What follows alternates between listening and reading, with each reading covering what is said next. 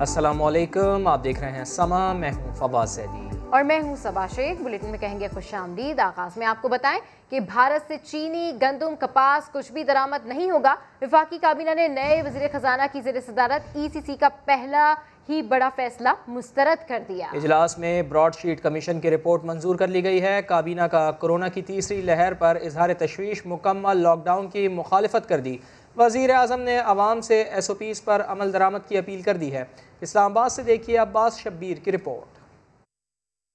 भारत से न चीनी दरामद होगी, न गंदम, न कपास। वफाकी काबीना ने ECC की मंजूर करदा समरीज मुस्तरद कर दी। इंडिया का जब तक के वो पुरानी 370 की सूरत हाल बहाल नहीं करता, उस वक्त तक ये काटन और चीन का नहीं होगा। तय पाया कश्मीर की हैसियत की बहाली तक भारत से तिजारत नहीं होगी। ECC फैसले की शेख रशीद, शीरी मजारी, शाह महमूद कुरैशी, असद उमर ने जम कर मुखालफत की। ये तासुर देना कि तो हिंदुस्तान के साथ नॉर्मलाइजेशन हो रही है। 5 अगस्त 2019 के इक़दाम हैं, अगर हिंदुस्तान उनको रिविजिट नहीं करता तो नॉर्मलाइजेशन क्या होगी और क्यों होगी। इजलास में कोरोना वायरस की तीसरी लहर पर ब्रीफिंग। वज़ीर आज़म और काबीना अरकान का गंभीर तर होती सूरत हाल पर इजहार तशवीश। इमरान खान ने SOPs पर हर सूरत अमल दरामद यकीनी बनाने की हिदायत कर दी। अवाम से मुकम्मल ताउन की अपील। बोले हमारी स्मार्ट लॉकडाउन पॉलिसी कामयाब रही। मुल्क मुकम्मल लॉकडाउन का हरगिज मुतहम्मिल नहीं हो सकता। काबीना ने ब्रॉडशीट कमीशन की रिपोर्ट की मंजूरी दे दी और कहा कि तहकीकात अवाम के सामने आनी चाहिए। शुगर स्कैंडल में मुलव्वस सट्टेबाजों के खुफिया खातों का रिकॉर्ड समा ने हासिल कर लिया। रिकॉर्ड के मुताबिक 15 मार्च को ही अगले 2 महीने के लिए चीनी के रेट बढ़ाने का फैसला किया गया और अरबों रुपए के सौदे तय कर लिए गए। इस हवाले से देखिए नई मशरफ भट्ट की रिपोर्ट।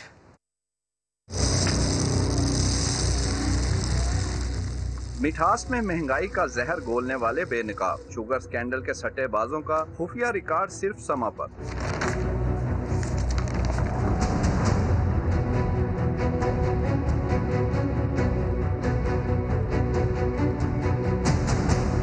खातों की 500 किताबों और फाइल्स में से 60 मलिक माजिद नामी ब्रोकर की हैं, जो तमाम मिलों के साथ लेन देन करता था। शरीफ खानदान की शुगर मिलों से हिसाब किताब रखने वाले आमिर वहीद और ख्वाजा इमरान की 20 किताबें तहवील में ले ली गई हैं। जहांगीर तरीन की मिल से ताल्लुक रखने वाले मलिक इबाद की 40, जबकि चनार शुगर मिल का रिकॉर्ड रखने वाले खुर्रम शफी से 10 किताबें हासिल हुई हैं। शरीफ खानदान की मिलों से लेन देन करने वाला एक और अहम ब्रोकर मुश्ताक मुल्क से फरार हो चुका है।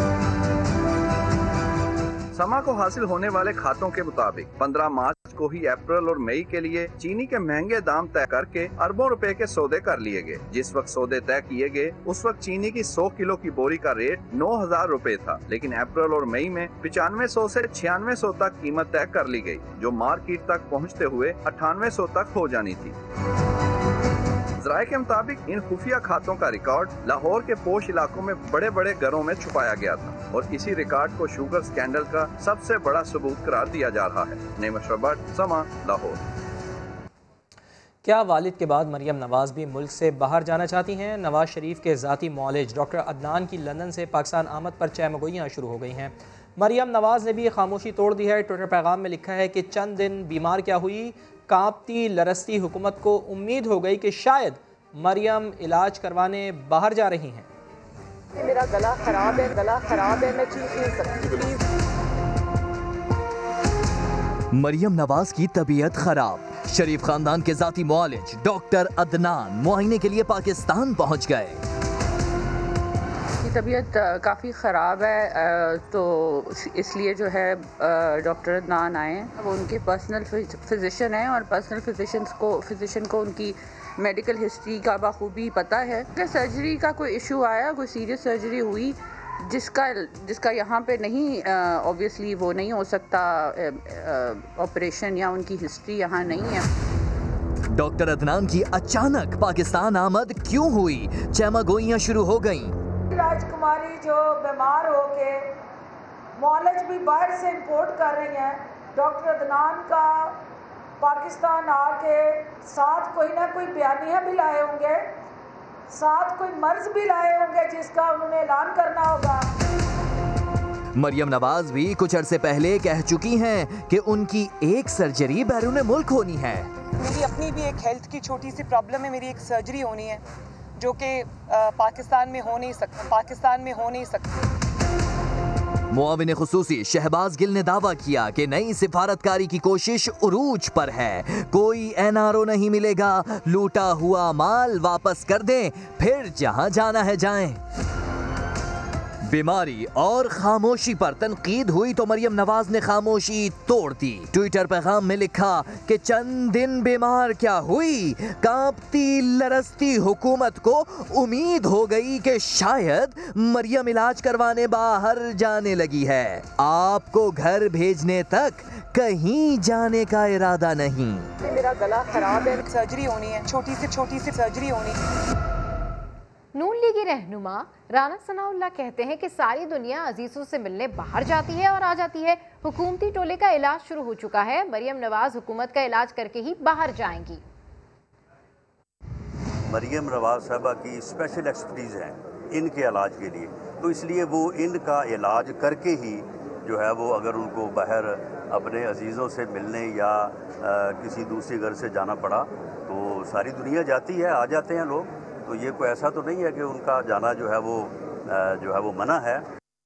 मरियम नवाज के बैरून मुल्क इलाज का मामला, क्या नून लीग अदालती जंग की तैयारी कर रही है? तफसीलात जानिए प्रोग्राम 7 से 8 में। तो मरियम नवाज के बैरून मुल्क इलाज का मामला है, क्या नून लीग अदालती जंग की तैयारी भी कर रही है? ये सारा मामला डिस्कस होगा प्रोग्राम 7 से 8 में। तो प्रोग्राम 7 से 8 देखिए अब से कुछ ही देर बाद, जिसमें ये डिस्कस होगा कि मरियम नवाज के बैरून मुल्क इलाज का जो मामला है इसके ऊपर क्या नून लीग ये सोच रही है कि अदालती जंग इसके ऊपर लड़ी जाए। प्रोग्राम 7 से 8 में देखिए।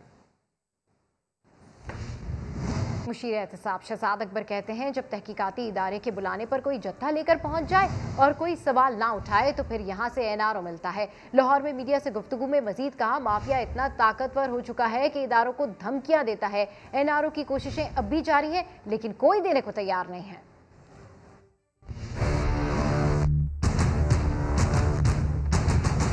मरियम साहिबा ने इनएक्सपीरियंस होने की वजह से पीडीएम का सत्यानाश किया है। शायद नून लीग के अंदर जो बाकी लीडरशिप है उन्होंने कुछ रिजर्वेशन का इजहार किया हो। नाड़ी के हाथ में जब गाड़ी आ जाती है तो फिर उसका तो सत्यानाश ही होता है। एनआरओ इनको मिलता है आपसे और मुझसे। ये माफिया इतना स्ट्रांग हो चुका है, ये जजेस को, प्रोसिक्यूटर्स को, इदारों को धमकियाँ देते हैं। दुनिया के किसी मुल्क में होता है कि आपको एक तहकीकाती इदारा बुलाता है, आप 600 लोगों का जत्था लेके वटे लेके वहाँ पहुँच जाते हैं। यहाँ से एनआरओ मिलता है। जब आप और मैं सवाल नहीं उठाते तो डॉक्टर अदनान की वापसी जो है तो बहुत सारे आने में लिया जा रहा है।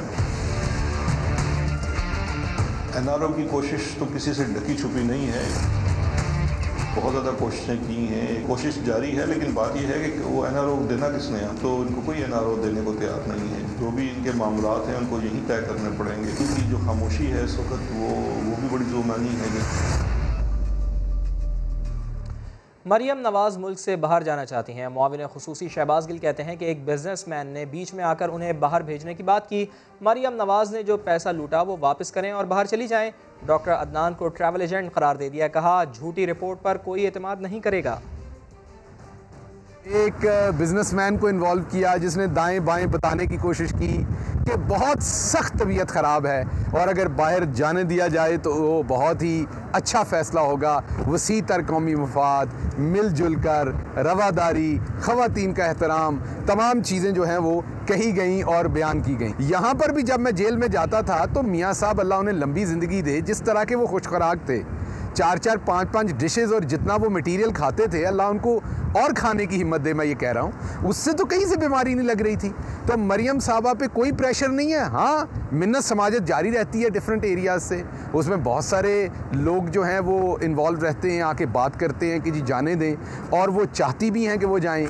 लेकिन जब उनको इनकार हो जाता है तो फिर वो दोबारा भड़क मारती हैं ज़ोरदार किस्म की कि मैं यही हूँ, मैं सबको सताऊंगी। हैं तो ट्रैवल एजेंट, इसमें तो कोई शक नहीं। वो ये एक तरफ से दूसरी तरफ ट्रांसपोर्ट करने का काम तो बहुत अच्छा करते हैं। तो वो एक झूठी रिपोर्ट को रो रो के इतना सच्चा साबित कर देते हैं कि लोगों को यकीन हो जाता है। इस बार भी वो करने वही आए हैं, लेकिन इस बारी कौम भी तैयार है ते उन्हां आस्ते जेड़ा एहतसाब भी तैयार है। हीरो जीरो हो गया। माजरा जानिए इसी बुलेटिन में। एहसन इकबाल का कहना है कि हुकूमत नून लीग के खिलाफ इंतकामी कार्रवाई में मसरूफ है। ड्रामा किया जाता है कि आटा और शुगर माफिया के खिलाफ कार्रवाई करेंगे। रमजान आया नहीं और महंगाई आसमान को छूने लगी है। हुकूमत के पास ना मुआशी टीम है ना तजर्बा। मजीद कहा, पीपल्स पार्टी ने एक सरकारी जमात से इत्तेहाद करके घाटे का सौदा किया है। वो लाहौर में मीडिया से गुफ्तगू कर रहे थे। ये हुकूमत मुस्लिम लीग नून के क़यादत के खिलाफ झूठे मुकदमों के ऊपर इंतकामी कार्रवाइयों का सिलसिला जारी रखी हुई है। वो हुकूमत जो 3 साल के बाद भी वजीर खजाना तलाश कर रही है, वो पाकिस्तान की सिक्योरिटी के लिए, कौमी सलामती के लिए खतरा है। इस हुकूमत के पास ना मुआशी प्लान है, ना मुआशी टीम है और ना मुआशी तजुर्बा है। रमजान अभी आया नहीं है और महंगाई आसमानों को छू रही है। नाटक किया जाता है कि शुगर माफिया, आटा माफिया के खिलाफ कार्रवाई करेंगे। कहीं कोरोना वैक्सीन सही तरह स्टोर ना करने पे ज़ाया हो रही है और कहीं हजारों की तादाद में खुर्द बुर्द करके VIPs को कोरोना वैक्सीन दे दी गई है। PDM की जमातें यकसू हैं। अगर पीपल्स पार्टी ने एक सरकारी जमात के साथ इत्तेहाद किया है तो वो बहुत घाटे का सौदा है। वफाकी वज़ीर फवाद चौधरी काबीना इजलास के बाद मीडिया को ब्रीफिंग दे रहे हैं। जो रेट है उसके ऊपर एक तनाज़ा है जो कि इस वक्त सिंध हाई कोर्ट में इस वक्त चल रहा है। जो ही सिंध हाई कोर्ट का हतमी फैसला उसमें आएगा तो स्पुतनिक की जो प्राइस है वो उसके मुताबिक फ़िक्स होगी। फ़िलहाल कैंसाइनो की जो प्राइस है वो 4,225 रुपये फ़िक्स की गई है। ये जो कैंसाइनो चाइना का जो इस वक्त टीका है या जो जैब है ये एक लगता है। बाकी आपको मालूम है कि तमाम जो वैक्सीन्स हैं, फाइज़र है या मॉडर्ना है या बाकी जो सारी वैक्सीन्स हैं, ये सारी वैक्सीन 2-2 जैब्स लगती हैं। लेकिन ये जो चाइना का ये जो कैंसाइनो है इसकी एक डोज जो है वो काफ़ी है और इसकी कीमत 4,225 रुपये जो है वो रखी गई है। इसके साथ सिर्फ जॉनसन एंड जॉनसन एक और है जो कि एक लगती है। लेकिन बहरहाल इससे हमने एक वैक्सीन का मसला हल कर दिया है। दूसरी वैक्सीन का जो ही हाई कोर्ट से ये डिसीजन आता है हम उसके मुताबिक जो है वो आगे बढ़ेंगे। इसके साथ एक और बहुत बड़ी जो कामयाबी हमें हासिल हुई है वो हेल्थ कार्ड्स हैं। देखिए, अब आज काबीना ने फैसला किया है कि गिलगित बिल्तिस्तान और इस्लामाबाद के तमाम शहरियों को भी जो सेहत कार्ड है उसकी सहूलत जो है वो मुयस्सर होगी और उसका दायरा कार जो है अब खैबर पख्तूनख्वा में तमाम शहरियों को ये सहूलत हासिल है। अब इस्लामाबाद में और गिलगित बल्तिस्तान के तमाम लोगों को भी ये सेहत कार्ड की सहूलत जो है वो मुयस्सर होगी। और आपको मालूम है कि सेहत वज़ीर-ए-आज़म साहब के दिल के बहुत करीब सब्जेक्ट है। एक ऐसा मौजू है जिसके ऊपर वज़ीर-ए-आज़म साहब को बहुत उनका जो दिल है वो इसके लिए धड़कता है, दुखता है। तो उन्होंने ख़ुद भी शौकत खानम मेमोरियल हॉस्पिटल बनाया और उनकी कोशिश ये है कि ज़्यादा से ज़्यादा पाकिस्तानियों को हम मुफ्त इलाज की तरफ जो है वो लेके जाएँ। 43 कंपनियों की नई कीमत जो है, 43 जो दवाइयाँ हैं उनकी नई कीमत का भी तयन किया गया है। किसी दवाई की कीमत में इजाफ़ा जो है वो नहीं किया गया। नई कीमतों का तयन हुआ है लेकिन नई जो इजाफ़ा है वो नहीं किया गया। इसके साथ साथ ब्यूरोक्रेसी की कारकर्दगी में बेहतरी लाने और डिलीवरी को मज़ीद मौसर बनाने के हवाले से वज़ीर-ए-आज़म साहब ने पिछली जो कॉन्फ्रेंस हुई थी, प्रेस कॉन्फ्रेंस हुई थी उस और इत्तेफाक से उस दिन भी मैंने ही की थी। हमने आपको बताया था कि वफाकी ब्यूरोक्रेसी के हवाले से कवानीन में तब्दीली लाई गई है और उस तब्दीली के बाद जो इनएफिशिएंट ब्यूरोक्रेट हैं उनको निकालने का जो तरीक़ाकार है उसको सहल बना दिया गया है। तो वज़ीर-ए-आज़म साहब ने आज काबीना को ये हदायत की है कि अपने जो महकमे हैं उनके अंदर झांकें और जो अफसरान सहल पसंद हैं और काम नहीं कर पा रहे उनको हुकूमत से फ़ारिग करके घर भेजने की तैयारी करें और उसके लिए जो है वो जो रूल्स हैं वो पहले ही बना दिए गए हैं और उसके मुताबिक जो है वो अमल करना चाहिए। एक और अहम जो फ़ैसला है वो ब्रॉडशीट की जो रिपोर्ट है वो आज रिलीज़ की गई है। ब्रॉडशीट के ऊपर काफ़ी मीडिया में बातें जो हैं वो हो चुकी हैं, लिहाजा मैं बहुत तफसील से उस पर बात नहीं करूँगा। लेकिन कुछ जो नई चीज़ें जो आपकी दिलचस्पी के लिए होंगी, 5 लोगों के ख़िलाफ़ फौरी तौर के ऊपर क्रिमिनल कार्रवाई जो है उसका हुक्म आज काबीना ने दिया है। इनमें अहमद बिलाल सूफ़ी साहब शामिल हैं, हसन साकिब शेख साहब शामिल हैं, ये इस वक्त FBR में हैं, ग़ुलाम रसूल साहब शामिल हैं, ये मिनिस्ट्री ऑफ लॉ के जॉइंट सेक्रेटरी थे। अब्दुल बासत साहब साबिक डिप्टी हाई कमिश्नर यूके में, उनके खिलाफ क्रिमिनल कार्रवाई का हुक्म दिया गया है। शाहिद अली बेग जो कि director audit and accounts high commission थे लंदन में, उनके खिलाफ क्रिमिनल कार्रवाई अमल में लाई जाएगी। तारिक फवाद मलिक, इन्होंने जो ब्रॉडशीट का सारा जो करवाया था कॉन्ट्रैक्ट, उनके खिलाफ क्रिमिनल कार्रवाई अमल में लाई जाएगी। तो जो ब्रॉडशीट कमीशन ने इन 5 हज़रात को मेन एक्यूज्ड डिक्लेयर किया है अपनी इस रिपोर्ट में। इसके अलावा ब्रॉडशीट कमीशन ने एक बहुत ही अहम जो नुक्ता उठाया है वो ये है कि 2011 और 2017 के दरमियान जो नैब का जो एडमिनिस्ट्रेशन थी, यानी जो एहतसाब का जो अमल था, उसको उन्होंने कहा कि that was the darkest era of NAB. ये सबसे ज़्यादा जो अंधेर नगरी मचाई गई नैब के किसी भी दौर में, वो 2011 से 2017 के दौर में थी। और आपको मालूम है कि इसमें उस वक़्त जो कमरुज़्ज़मान साहब थे वो चेयरमैन नैब थे, उसके अलावा प्रोसिक्यूटर जनरल्स और बाकी जो लोग थे, उनकी क्रिमिनल नेग्लिजेंस की वजह से स्विस अकाउंट्स और उनकी जो दस्तावेज़ात हैं वो गायब हो गई और लोगों को पता भी नहीं चला। अब जो ब्रॉडशीट कमीशन है उसने ये रिकमेंडेशन की है और उनकी रिकमेंडेशन के मुताबिक कमरुज़्ज़मान और नैब के जो दूसरे उस वक़्त हाई पोजीशंस के ऊपर लोग थे, उनकी क्रिमिनल लायबिलिटी का तयन किया जाएगा। और इसके साथ मैं आपको यहाँ पे ये भी याद करा दूँ कि जो आसफ जरदारी साहब और उनकी जो पीपल्स पार्टी की जो बाकी क़यादत थी, उसके ख़िलाफ़ जो मुकदमात थे वो इसलिए आपको याद होगा कि बरी हुए थे जरदारी साहब, जिसमें कहा गया कि नैब के पास ओरिजिनल रिकॉर्ड मौजूद नहीं है स्विस अकाउंट्स का। ये एक बिल्कुल झूठ बात थी और हम ब्रॉडशीट कमीशन के जस्टिस अजमत सईद साहब के शुक्रगुजार हैं जिन्होंने ओरिजिनल रिकॉर्ड जो है वो डिस्कवर किया और अब स्विस अकाउंट्स का ओरिजिनल रिकॉर्ड जो है वो हुकूमत के पास मौजूद है। और उस बुनियाद के ऊपर जरदारी साहब के ऊपर भी जो स्विस अकाउंट्स हैं वो दोबारा खोले जा सकते हैं और हमारी जो लीगल टीम है उसका जायज़ा जो है वो ले रही है। इसके साथ साथ ब्रॉडशीट कमीशन ने ये कहा है कि जो, और ये आपको जिस तरह से मालूम है कि एविडेंस को यानी शहादतों को ज़ाया करना या छुपाना ये क्रिमिनल ऑफेंस है, लिहाजा उस वक़्त के जो डायरेक्टर जनरल नैब हैं और प्रोसिक्यूटर जनरल और दीगर लोग, उनके ख़िलाफ़ भी क्रिमिनल कार्रवाई जो है वो उसमें उस काबिल अमल जो है उसको बनाया जा रहा है। इसके बाद शहजाद अकबर साहब ने जो आज सुबह प्रेस कॉन्फ्रेंस भी की थी, उन्होंने चीनी माफिया, ज़ख़ीरा अंदोज़ों और सट्टेबाज़ों के ख़िलाफ़ जारी एक्शन के हवाले से एक तफसीली ब्रीफिंग दी।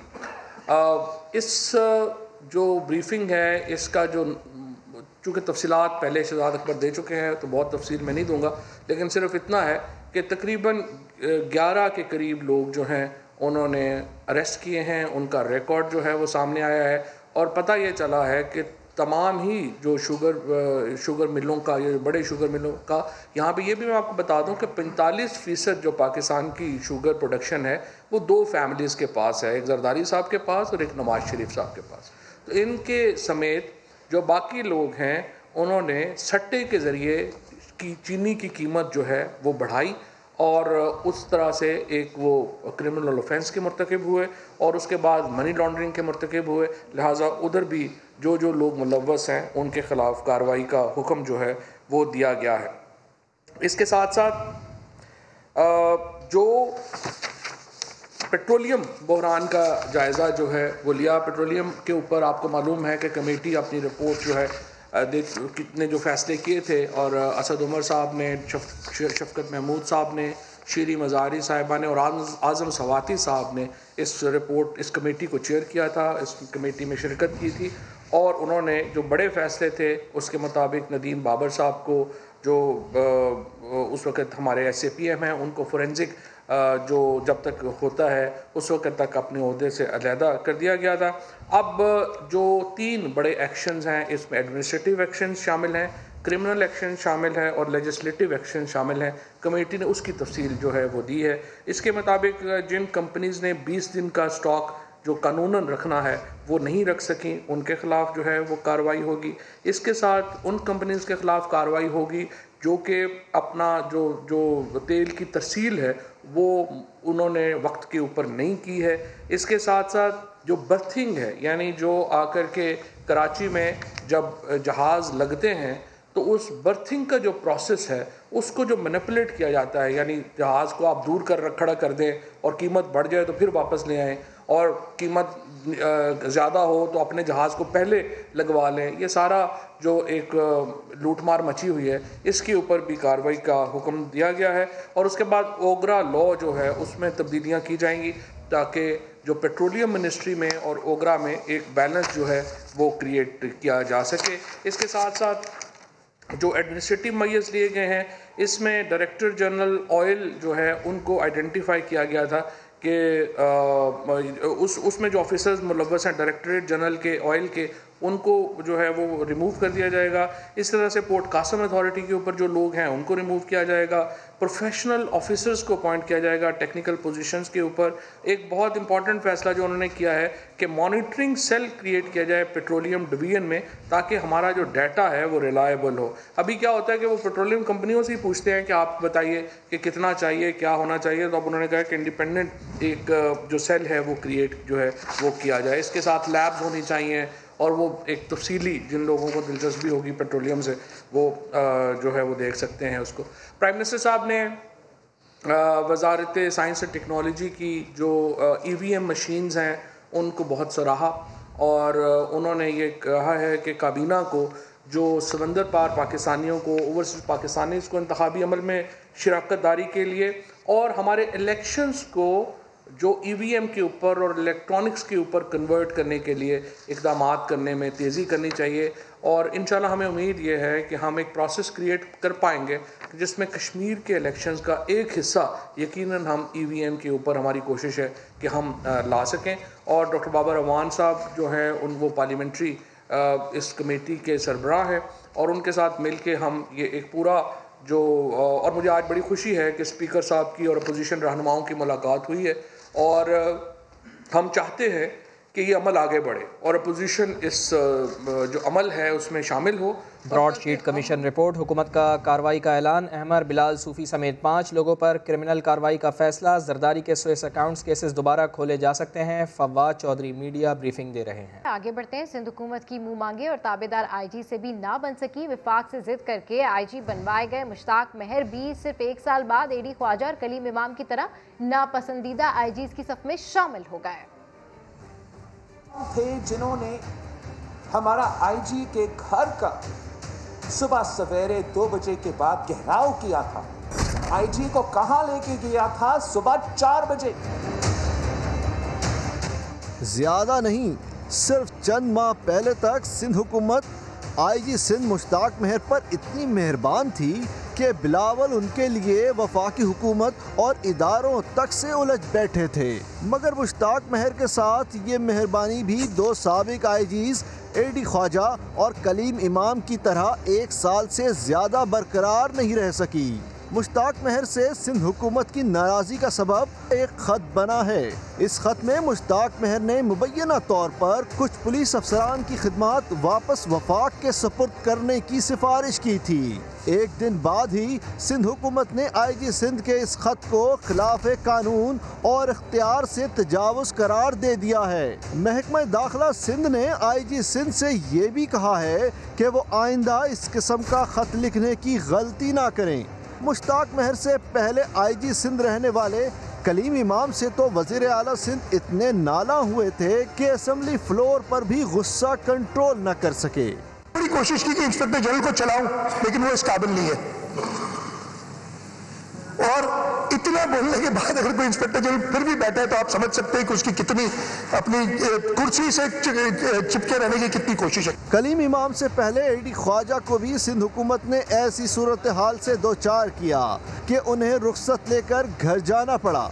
छुट्टी पे गए, उन्होंने खुद दरखास्त दी है छुट्टी की, बहुत क्लियरली है। उनसे पूछते हैं अगर उनको भेजा है किसी ने जबरदस्ती तो। किसी भी अफसर को बदलना प्रेरोगेटिव है सूबाई हुकूमत का। मुश्ताक महर का मामला AD ख्वाजा और कलीम इमाम से इस लिहाज से भी मुख्तलिफ है, उन्हें सिंध हुकूमत ने वफाक से जिद करके IG लगवाया था। सिंध की हुकूमत सूबे के इंस्पेक्टर जनरल पुलिस मुश्ताक महर से नाराज़ हो गई है। चंद माह कबल मुश्ताक महर सिंध हुकूमत के हीरो थे। चेयरमैन पाकिस्तान पीपल्स पार्टी बिलावल भुट्टो जरदारी IG सिंध के हक़ में प्रेस कॉन्फ्रेंस कर रहे थे। वज़ीर आला सिंध मुराद अली शाह समेत दीगर वज़रा भी उनके गुन गा रहे थे। कौन थे जिन्होंने हमारा IG के घर का सुबह सवेरे 2 बजे के बाद घेराव किया था? कौन थे वो 2 लोग जो IG के घर में गए? IG को कहां लेके गया था सुबह 4 बजे? इस बात का इल्म नहीं है, लेकिन इंक्वायरी होगी, उसके बाद सारा सामने आ जाएगा। मैं मुतालबा करता हूँ DG ISI से, जनरल बाजवा से, जो चीफ ऑफ आर्मी स्टाफ है, आप इन्वेस्टिगेशन करो। इट्स वेरी इनकरेजिंग कि चीफ ऑफ आर्मी स्टाफ ने जो है वो एक इंक्वायरी ऑर्डर की। इमरान खान सिंध पुलिस को अपना टाइगर फोर्स बनाने की कोशिश कर रहा था। मुझे तो ये लग रहा है कि मौजूदा वफाकी काबीना अपने ही वजीर आजम को शर्मिंदा करने के लिए सारे काम कर रही है। सिंध पुलिस का आपने देखा था क्या हुआ? बहुत कुछ हुआ था उन 2 दिनों में। कई चीजें जो मैं बता सकता हूँ, कई चीजें मैं नहीं बता सकता। पुलिस के ऊपर वहाँ दबाव डालने की कोशिश की गई। सिंध जो है कोई कॉलोनी है कि मैं चीफ सेक्रेटरी और IG को बुलवा लूंगा। पुलिस को जिस तरीके से प्रेशर किया गया पूरी दुनिया को पता है। हम अपनी पुलिस लोगों के साथ खड़े थे। इसी मसले पर वज़ीर आला सिंध सैयद मुराद अली शाह कहते हैं IG के मामले पर कोई झगड़ा नहीं, उनसे पूछें जहां 6 माह में 6 IG तब्दील हुए। कहते हैं एक खत लिखा गया जिस पर महकमा दाखिला ने महसूस किया कि वो प्रॉपर नहीं था, उसका जवाब दिया, उसके पीछे कोई साइंस नहीं। लिखा गया था जिसके ऊपर होम डिपार्टमेंट ने फील किया कि वो प्रॉपर नहीं था, उसका जवाब दिया। इसके पीछे और कोई साइंस नहीं है। वो कहते हैं कि हम पहले प्रैक्टिस चलती आ रही थी लेकिन वो कानून में नहीं था, इसलिए मैंने उसका, और कोई झगड़ा वगड़ा नहीं है। और ना मेरा पहला किसी IG से झगड़ा था, ना अब किसी IG से झगड़ा है और ना होगा। तो महकमा लाइव स्टॉक ने वज़ीर आला सिंध को मामू बना दिया। जिस प्रोग्राम का फीता 3 बार कट चुका था, 4थी बार मुराद अली शाह ने काट दिया। आपको बताएं कि महकमा लाइव स्टॉक ने वज़ीर आला सिंध को मामू बना दिया। जिस प्रोग्राम का फीता 3 बार पहले कट चुका था, 4थी बार मुराद अली शाह ने काट दिया। तो ये एक मामू बनाया गया है वज़ीर आला सिंध को एक बार फिर कि एक प्रोग्राम जिसका इफ्तिताह पहले हो चुका था उसका दोबारा कर दिया गया। बिल्कुल, इसकी मज़ीद तफसीलात हासिल करते हैं मंसूर मुगैरी से। मंसूर, क्या मामला है ये? देखिए, ये सिंध पोल्ट्री वैक्सीन सेंटर वालों का कारनामा है कि एक मंसूबा है जो गुज़श्ता 2009 में शुरू हुआ, फिर 2013 में रिवाइव हुआ, उसकी बहाली की गई। 2013 में जाम खान शाह के वजीर थे, उससे इफ्तिताह कराया गया। फिर 2017 में मोहम्मद अली मलकानी वजीर लाइव स्टॉक थे, तो उससे मंसूबे का इफ्तिताह कराया गया। फिर 2018 में जो मौजूदा वजीर हैं अब्दुल बारी पिताफी, उससे इफ्तिताह कराया गया। हमारे जो सोर्सेज है उनका कहना है कि वही प्रोजेक्ट सेम है, उसी का फिर आज जो है वज़ीर आला सिंध से इफ्तिताह कराया गया है। 4 स्कीमें हैं लाइव स्टॉक की जो वहाँ पर चल रही हैं। एक प्रोजेक्ट है, 4 ADP स्कीमों को गुज़श्ता 8 सालों से मुकम्मल नहीं कर पा रहे, अब दूसरे तीसरे साल में रिवाइव करके बहाली की तरफ लेके जाते हैं। 60-65 करोड़ रुपए अभी तक खर्च हो सके हैं, लेकिन स्कीम है कि कंप्लीट होने का नाम नहीं ले रही और उसके बार बार इफ्तिताह कराए जा रहे हैं। जी बिल्कुल, हैरत की बात है कि जिस प्रोग्राम का फीता 3 बार कट चुका था, 4थी बार मुराद अली शाह ने ही काट दिया। जाम खान शोरो ने 2013 में और मोहम्मद अली मलकानी ने 2017 में इफ्तिताह किया। अपडेट करने के लिए शुक्रिया मंसूर। NA-75 डस्का से मुताल्लिक़ सुप्रीम कोर्ट का फैसला नून लीग पर भारी पड़ सकता है। PTI रहनुमा उस्मान डार ने बड़ी पेशगोई कर दी है। मरियम औरंगजेब बोली, नून लीग इंतखाब जीत चुकी है, इलेक्शन कमीशन का फैसला है, पूरा इलेक्शन दोबारा होगा। इलेक्शन कमीशन का फैसला है कि NA-75 का पूरा रीपोल होगा। थी डिमांड थी कि 23 पोलिंग स्टेशंस पे रीपोल कराया जाए। इनको याद आता है नहीं 23 नहीं, 36 और ऐड कर लेते हैं जो हमारे फेवरेट पोलिंग स्टेशंस हैं। अगर ये यकीन होता है कि अवाम ने उनको वोट दिया है तो फिर 20 पोलिंग स्टेशन हो या 360 पोलिंग स्टेशन हो, इनसे कोई फर्क नहीं पड़ता। नौशीन इफ्तिखार इलेक्शन जीत चुकी है। कंफ्यूज और अवाम को गुमराह करने की जो कोशिश करते हैं वही ये कोशिश कर रहे हैं डस्का NA-75 में। जियो फेंसिंग ये बताती है कि प्रिजाइडिंग ऑफिसर्स को उठाकर पोलिंग स्टेशन से एक खास मखसूस मशकूक जगह पर लेके जाया गया। 25 को पाकिस्तानियों इलेक्शन कमीशन ऑफ पाकिस्तान फैसला सुना देता है, सारा इलेक्शन कुलअदम करार दे देता है, सेट असाइड करता है। तो 27 तारीख को जियो फेंसिंग कराई जा रही है। किसने अगवा किया? किस मखसूस जगह पर लेके गया? प्रिजाइडिंग ऑफिसर्स कहाँ थे और जियो फेंसिंग के मुताबिक कहाँ थे, आज उसकी कोई अहमियत नहीं है। सारी रिपोर्ट इन हकायक के साथ पब्लिक होनी चाहिए और उनको कटहरे पे लाना चाहिए। कल देखना है, जुमे का दिन है और पाकिस्तानियों, आपको पता है जुमा हमेशा नून लीग पे भारी होता है। और अभी आपको बताएं कि कराची की सब्जी मंडी में लहसुन 70 से 80 रुपए किलो फरोख्त होने लगा। टमाटर, भिंडी और दीगर सब्जियों के दाम भी गिर गए। सलमान अहमद की रिपोर्ट। लहसुन खरीद लें और ढेरों खरीद लें। अब 350 रुपए से कीमत 70 से 80 रुपए किलो हो गई है। नई फसल आई तो कीमतों में कमी भी आ गई। नई फसल जब भी आती है तो ज़्यादा तादाद में आता है, तो इस लहसुन का रेट नीचे आ जाता है। 10वें 11वें महीने में इसका रेट हाई हो जाता है। जैसे लास्ट ईयर इसका रेट था 300 से 350 रुपये। बेचने वालों ने भी सुख का सांस लिया। मुनाफा भी जायज़ और बिक्री भी भरपूर। यहाँ से हम 320, 300 लेकर जाते थे, 350 बेचते थे। अब यहाँ से हम 70-80 रुपये लेके आते हैं, 100 रुपये किलो बेचते हैं। ग्राहक भी पहले लेते हैं, मैं बहुत सोचता था, अब बहुत सस्ता हो गया है, वो भी खुश है, आराम से ले आता है ग्राहक भी ना। 200 रुपए किलो की भिंडी भी मंडी में 60 से 80 रुपए किलो बिकने लगी। जामनी बैंगन 10 रुपए किलो का हो गया। पंजाब का मटर 50 रुपए, लौकी 15 रुपए किलो बिक रही है। लाल लाल टमाटर 25 रुपए किलो का हो गया। रमज़ान का बाबरकत महीना भी करीब है। अगर लहसुन समेत इसी तरह दीगर सब्जियों की कीमतें मुस्तहकम रहीं तो शहरियों को काफ़ी रिलीफ मिल सकेगा। कैमरामैन मोहम्मद रिजवान के साथ सलमान अहमद, समा, कराची। एक बार फिर ब्रॉडशीट कमीशन रिपोर्ट का जिक्र करते हैं। हुकूमत का कार्रवाई का ऐलान। अहमर बिलाल सूफ़ी समेत 5 लोगों पर क्रिमिनल कार्रवाई का फैसला किया गया है और इस वक्त अहमर बिलाल सूफ़ी साहब हमारे साथ मौजूद हैं। अहमर बिलाल सूफ़ी साहब, बहुत शुक्रिया आपके वक्त के लिए। आप समेत 5 लोगों पर क्रिमिनल कार्रवाई का फैसला किया गया है हुकूमत पाकिस्तान की जानिब से, क्या कहेंगे आप इसके ऊपर? ये अभी तो रिपोर्ट की मेरा ख्याल है इतनी जल्दी ये फैसला करना, क्योंकि रिपोर्ट की तफसीलात तो अभी सारी की सारी आहिस्ता आहिस्ता सामने आ रही हैं और जो भी फैसला होगा उसके कॉन्टेक्स्ट में जो भी कार्रवाई होगी उसमें एक काउंटर वर्जन क्लियरली बनता है, क्योंकि मेरा ख्याल है ये भी देखना होगा कि नेचर ऑफ रोल क्या है और ये क्या किसी नेचर का बनता भी है या नहीं बनता। क्योंकि अगर आप देखें तो जहाँ तक मेरा रोल था वो सिर्फ एक काउंसिल का था और एक बतौर वकील के आप वही करते हैं जो क्लाइंट आपको इंस्ट्रक्शन देता है। तो अगर क्लाइंट ने आपको इंस्ट्रक्शन नहीं दी है कि आप जाकर वेरीफाई करें कोलोराडो में या आइल ऑफ मैन में, तो आप खुद तो नहीं जा सकते। आपको तो क्लाइंट की इंस्ट्रक्शंस का इंतज़ार करना पड़ता है और क्लाइंट का इंस्ट्रक्शन उसकी सवाबदीद है। ख़ास तौर पर जब आप उसकी नॉलेज में भी ले आएँ कि ये कंपनी जो है ये अंडर वाइंडिंग अप है, उसके बावजूद। अच्छा अहमर बिलाल साहब, ठीक है, ठीक है, बिल्कुल आप ठीक कह रहे हैं, लेकिन ये बताइए कि आपने खाली क्यों डब्बा छोड़ा था सर? नहीं, मैंने तो नहीं छोड़ा, वो तो मकसद उसका यही था कि जो लंदन वाली मीटिंग थी उसमें किसी न किसी वकील को या मुझे होना चाहिए था ताकि वो फिल इन द ब्लैंक्स किए जा सकें और जो मवाद, इंफॉर्मेशन और रेजोल्यूशन जेरी जेम्स ने लंदन में लानी थी उसको सामने रखते हुए वो फिल इन होना था, उसको मुकम्मल होना था।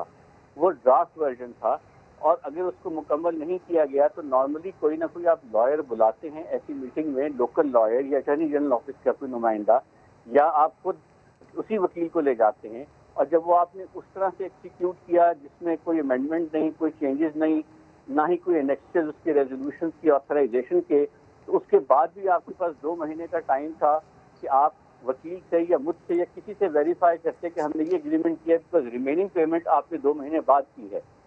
तो मैं समझता हूँ इसलिए इसमें सर ये तो यूजफुल था ना इस कॉन्ट्रैक्ट में? जी सर ये तो यूजफुल था ना इस कॉन्ट्रैक्ट में? यूजफुल किस सेंस में आप कह रही हैं? सर अहमर बिलाल साहब ब्रॉडशीट के नुमाइंदे जेरी जेम्स से रब्ता किया, ठीक है, और फिर कहा जा रहा है कि आपने नैब को बताया कि ब्रॉडशीट कंपनी बंद हो रही है। जी जी सर। जी सर। जी मैंने यही अर्ज किया ना। उसके बावजूद अगर नैब ने इंस्ट्रक्शन दी कि आप बनाएं एग्रीमेंट, और जब ये वहाँ पर आएगा, क्योंकि जेरी जेम्स ने ये बावर करवाया कि मैं अपने सारे कवायद, इंफॉर्मेशन, ऑथराइजेशन लंदन वाली मीटिंग में लेकर आऊँगा, और अगर मैं वहाँ पर लेकर आऊँगा सिर्फ ये बता दीजिएगा कि खाने को खाली छोड़ना लूप होल था या नहीं था? जी बिल्कुल लूप होल था, क्योंकि ये तो भरना चाहिए था, इसमें तो कोई शक की बात नहीं, लेकिन मैं उस मीटिंग में था नहीं, मैं यही अर्ज कर रहा हूँ। ये लूप होल वहाँ पर जो मीटिंग में छोड़ा गया, ये गलती थी, इसको फिल इन होना चाहिए था। Thank you. अच्छा, अहमर बिलाल सूफ़ी साहब समा से गुफ्तगू कर रहे थे और वो ये कहते हैं कि बिल्कुल ये गलती थी, इस खाने को खाली नहीं छोड़ना चाहिए था और डेफिनेटली ये लूप होल है। ब्रॉडशीट केस का ये मामला है जिसमें ये अहम डेवलपमेंट सामने आई है, ये रिपोर्ट सामने आई है। इस रिपोर्ट में कहा गया है कि अहमर बिलाल सूफ़ी ने ब्रॉडशीट के नुमाइंदे जेरी जेम्स से रब्ता किया। अहमर बिलाल सूफ़ी ने नैब को बताया कि ब्रॉडशीट कंपनी बंद हो रही है। ब्रेक के बाद देखिए प्रोग्राम 7 से 8। देखते रहिए समा।